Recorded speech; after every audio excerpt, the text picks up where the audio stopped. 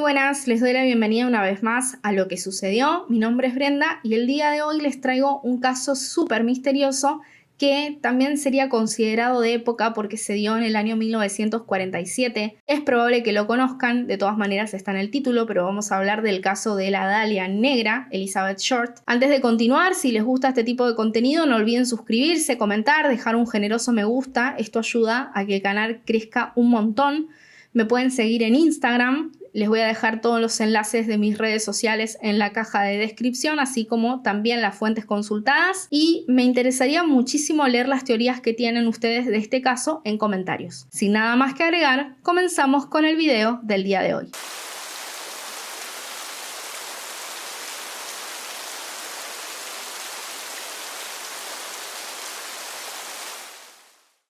Un 15 de enero del año 1947 apareció el cuerpo sin vida de Elizabeth Short, apodada por la prensa de la época como la Dalia Negra. Esto es lo que sucedió.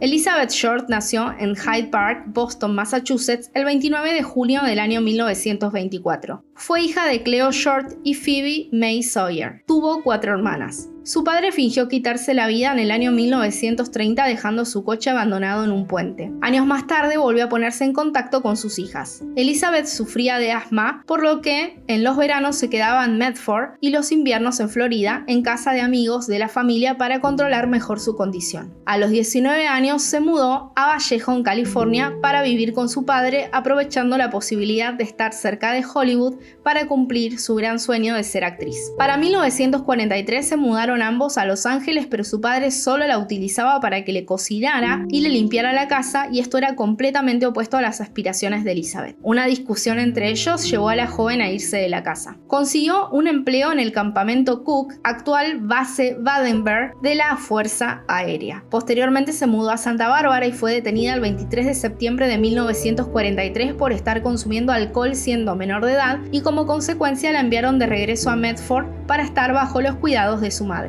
En los próximos 3 años vivió en Florida realizando viajes esporádicos para visitar a su madre. Su principal sustento consistía en sus empleos como camarera e invertía el dinero generado en ropa y maquillaje, apostando a destacar con su presencia con la esperanza de ser descubierta por algún agente de talentos. Fue en Florida donde conoce y comienza una relación con Matthew M. Gordon Jr., que era parte de la segunda comandancia aérea. Según relato de Short, él le había propuesto matrimonio mediante una carta que le había enviado desde India mientras se recuperaba de una herida grave sufrida tratando de asistir a un compañero. Matthew no sobrevive y pierde la vida el 10 de agosto de 1945. Tiempo más tarde, y a pesar de que él no había logrado regresar con vida a Estados Unidos, ella contaría la historia de que se habían casado y habían tenido un hijo que había fallecido. Después de perder a su prometido, se mudó a Carolina del Sur a principios de 1946. Allí se encontró a un antiguo amante, el teniente Gordon Ficklin, que tenía residencia en Long Beach. Ella no buscaba una relación con él, por lo que este se mudó a Carolina del Norte y continuaron su contacto por carta. La última carta de Beth a Gordon estaba fechada el 8 de enero de 1947 y en esta le contaba sus planes de irse a Chicago con intenciones de trabajar como modelo. Durante el periodo previo a su muerte continuaba con sus trabajos como camarera, esperando ser encontrada por un cazatalentos,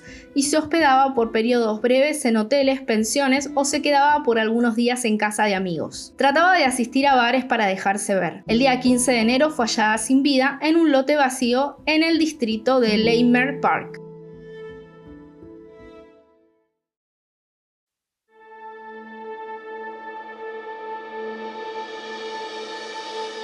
El hallazgo del cuerpo fue algo impactante. La vecina que dio con los restos de Elizabeth fue Betty Bersinger, quien estaba dando un paseo con su hija de 3 años. El lugar fue un terreno baldío al sur de la avenida Norton entre las calles Coliseum y West. La primera impresión que tuvo la señora Bersinger fue la de que se trataba de un maniquí por la disposición del cuerpo. El mismo estaba desnudo y cortado a la mitad a la altura de la cintura. Su sangre había sido drenada. En su rostro se observaba un corte en forma de sonrisa que iba desde las orejas hasta la comisura de los labios. Estaba tendida de espaldas con las manos por encima de la cabeza. Sus codos estaban en ángulo recto. No contaba con su vaso, corazón ni intestinos. Su pezón izquierdo había sido mutilado. Tenía un trozo de su muslo izquierdo seccionado. Él mismo había sido ingresado en otra parte de su cuerpo. Había sido asfixiada y sus piernas fracturadas con potencialmente un bate de béisbol. En el sitio se observó la huella del talón de un zapato y algunas gotas de agua ensangrentada.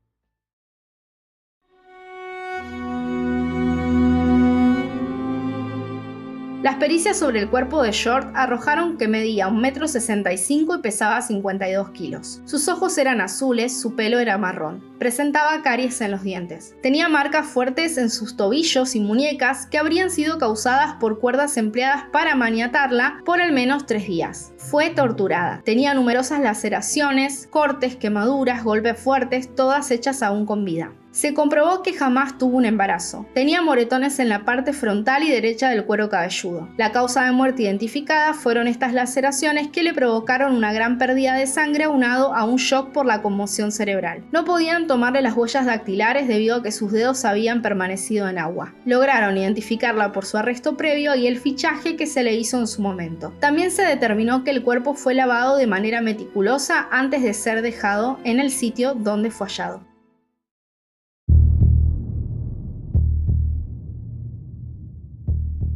El 23 de enero de 1947, el supuesto asesino escribió a Los Angeles Examiner planteando su preocupación porque no se le estaba dando suficiente cobertura al caso. En la misiva ofreció enviar al editor del periódico pertenencias de Short que todavía conservaba. Al día siguiente se recibió en la redacción un paquete cuyo contenido consistía en tarjetas, fotografías, notas a mano alzada, el certificado de nacimiento, recortes periodísticos sobre el fallecimiento del mayor Gordon Jr., quien fue el prometido de Elizabeth. También había una libreta de direcciones que traía en la tapa el nombre Mark Hensen. Este hombre fue una de las últimas personas que la vio con vida el día 8 de enero y consta que hablaron por teléfono el día 9. Por este motivo se convierte en el principal sospechoso de la investigación. De Hensen sabemos que era propietario de un club nocturno el cual Elizabeth frecuentaba. Él y su novia, se supo, habían alojado a Short algunas ocasiones en su propia casa. Según sus declaraciones, las mujeres mantenían una amistad, sin embargo él intentó llegar a mantener relaciones íntimas con ella sin éxito. La policía comenzó a investigar los nombres de la agenda porque en teoría, a pesar de tener el nombre Hensen, era ella quien la usaba.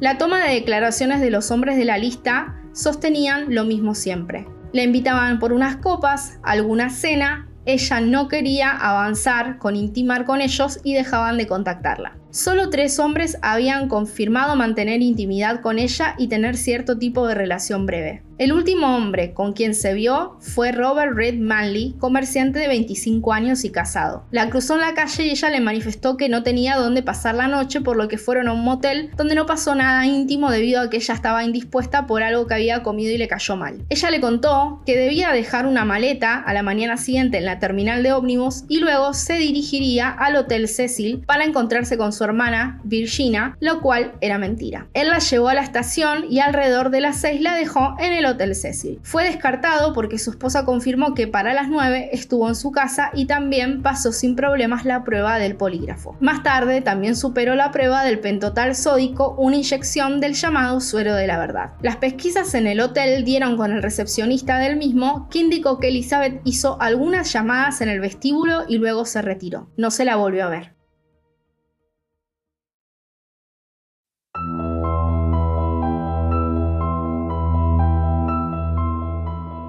Mientras tanto, el asesino volvió a comunicarse con el periódico, firmando sus cartas como el vengador de la Dalia Negra. Entre el 10 y el 15 de enero, este retiró la maleta de Short de la estación de ómnibus sin que nadie se percatara de ello. Esta y su contenido nunca se pudo recuperar. En un cesto de basura próximo al sitio del hallazgo del cuerpo, el bolso y los zapatos que llevaba esa noche fueron reconocidos por Hensen. El caso se convirtió en un fenómeno social, llevando a más de 50 hombres y mujeres a confesar el crimen. Se comenzaron a lanzar libros y películas al respecto. La prensa llegó hasta responder teléfonos en la estación de policía para obtener primicias. Fueron los periódicos quienes le dieron el apodo de la Dalia Negra porque solía vestir ropa negra y su tez era blanca. Un guiño a la película La Dalia Azul, que se había estrenado por aquel entonces y cuya trama trataba de un crimen sobre una joven mujer. El caso, así, se convirtió en algo absolutamente frívolo, con una narrativa en el sentido alimentada por los periódicos Los Angeles Examiner y The Herald Express. Se manejó un segundo sospechoso importante, el padre de Elizabeth, Cleo Short. Vivía cerca del sitio donde después encontró a la chica, pero dijo no saber nada de su hija desde hacía 3 años, que no estaba interesado ni reconocería el cuerpo, algo que finalmente lo hizo su madre. La prensa hizo algo espantoso a la misma. La hicieron viajar hasta California, la entrevistaron sobre su hija con la excusa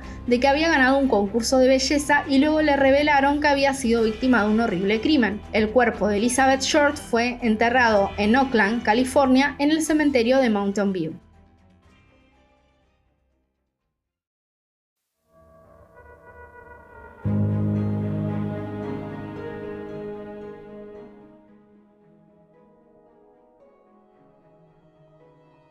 La primera teoría señala que Short tuvo que ser retenida algunos días, recordemos que su último avistamiento fue el 9 de enero, y esto tuvo que ser en un sótano o depósito ubicado probablemente en la zona norte de la ciudad. Allí recibió distintas torturas. En el entretanto se descartaron avistamientos reportados por el público general. La investigación, rodeada de la presión mediática, no logró resolver el caso. Steve Hodel, investigador privado, encontró entre las pertenencias de su padre una fotografía con un fuerte parecido a Elizabeth. La familia de Elizabeth dijo que las fotos no eran de ella. Comenzó una ardua investigación para intentar confirmar su teoría. Por el momento que ocurrió el crimen, su padre vivía en la zona donde sucedieron los hechos. Testigos informaron que solían frecuentarse y de hecho podrían haber sido incluso amantes. Los cortes en el cuerpo de la joven eran de una increíble precisión y Hodel, padre, era médico. La casa de Hodel en su momento fue requisada con perros que identificaron que existían en efecto señales de restos humanos presentes en algún momento en el exterior de la propiedad y el sótano. Un auto visto en las cercanías el día de la aparición del cuerpo era muy similar al que el padre conducía y la letra de la carta enviada posteriormente a la prensa era en extremo similar también. Entre otros papeles se encontró la compra de 10 bolsas de cemento por la misma época y cree que se usaron para trasladar el cuerpo. También pudo confirmar por su hermana mayor que su padre tenía una causa por abuso contra ella y que fue en un momento el principal sospechoso del crimen. Años más tarde, un periodista de Los Angeles Times obtuvo más archivos de la investigación y conoció que la policía tuvo en la mira 6 sospechosos y el médico estuvo en vigilancia desde el 18 de febrero de 1950 hasta el 27 de marzo del mismo año. De ellos se encargaron un total de 18 investigadores. Muchos de los documentos de la investigación no pudieron ser recuperados por el hijo de Hodel, pero sí pudo hacerse con unas cintas resultado de unos micrófonos ocultos y pudo saber que su padre realizaba abortos clandestinos. Al momento de los hechos, la familia Hodel se encontraba lejos, con lo cual le habría dado un margen de tiempo perfecto para cometer el crimen. Hodel era amigo del artista surrealista May Ray y la disposición del cuerpo era muy similar a una obra del mismo llamada El Minotauro. A pesar de los datos incriminatorios logrados en la investigación, Hodel tenía muchos contactos, entre ellos el fiscal de la investigación Joe Choate, el sargento de policía Kenneth McCauley y un enorme prestigio, y por ello es probable que no fuera arrestado. Su hijo cree que pudo haber estado involucrado en otros crímenes como el de Louise Springer, Jean Elizabeth Spangler, de profesión actriz, y Jean French, además de Ruth Spaulding, quien era su secretaria. George Hodel posteriormente se trasladó a Hawái, donde contrajo matrimonio y regresó años más tarde a Estados Unidos. Vivió hasta sus 91 años en San Francisco.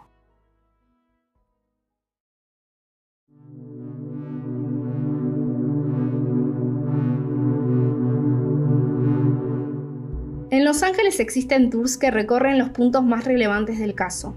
Su historia ha aparecido en distintos videojuegos y series como American Horror Story. Tiene unas películas dedicadas, una llamada La Dalia Negra y la otra Confesiones Verdaderas. También existe una banda llamada The Black Dahlia Murder y el videoclip Candy Necklace del artista Lana del Rey está basado en su historia. Steve Hodel lanzó un exitoso libro en abril de 2003 con una recopilación de su investigación titulado Historia verdadera, el vengador de la Dalia Negra. En el hotel Bidmore se sirve un trago con su nombre.